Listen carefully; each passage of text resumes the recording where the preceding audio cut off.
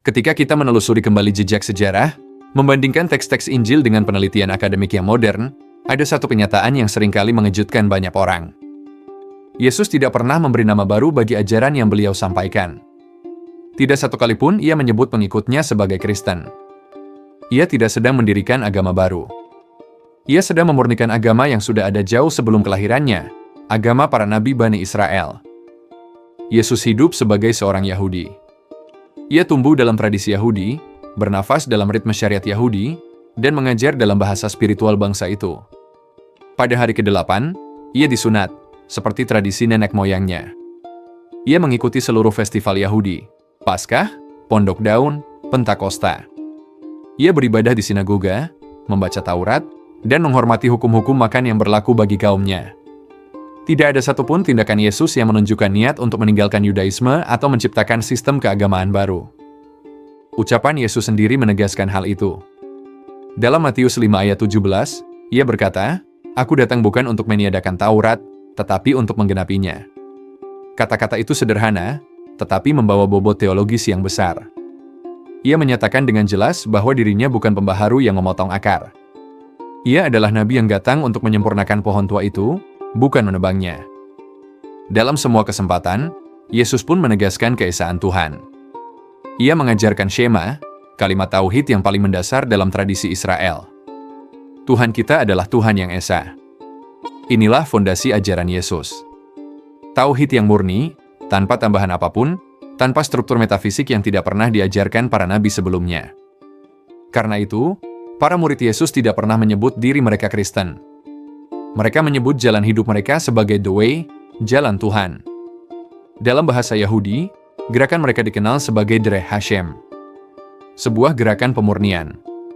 Sebuah usaha untuk mengembalikan penyembahan kepada Tuhan yang esa, persis seperti yang diajarkan Musa, Daud, Sulaiman, dan seluruh nabi Bani Israel. Mereka tetap berpegang pada Taurat. Mereka tetap hidup sebagai Yahudi. Mereka bukan pemeluk agama baru. Lalu dari mana munculnya nama Kristen? Mengapa hari ini dunia mengenal agama yang begitu besar dengan nama itu? Disinilah sejarah memberi penjelasan yang lain. Setelah Yesus tiada, seorang tokoh bernama Paulus mengambil tempat dominan dalam misi keagamaan. Paulus bukan murid Yesus semasa hidup. Ia tidak pernah belajar langsung dari Yesus. Ia datang kemudian, melalui pengalaman rohani yang ia klaim sebagai penglihatan. Paulus membuat keputusan radikal. Ia membuka pintu bagi bangsa-bangsa non-Yahudi untuk masuk tanpa syariat. Ia menghapus kewajiban Taurat. Ia mengembangkan gagasan bahwa Yesus adalah penebus dosa. Ia merumuskan teologi bahwa Yesus adalah sosok ilahi. Dan ajaran-ajaran Paulus inilah yang akhirnya menyebar luas ke dunia Romawi, jauh lebih cepat daripada ajaran tauhid yang diajarkan murid-murid asli Yesus di Yerusalem.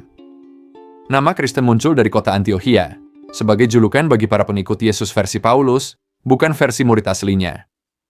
Di sanalah sebuah gerakan Yudaisme berubah menjadi agama baru.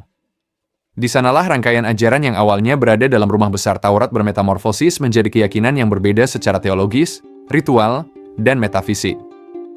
Jika kita menanyakan apa agama yang diajarkan Yesus, jawabannya jelas ketika kita menelusuri sumber-sumber awal.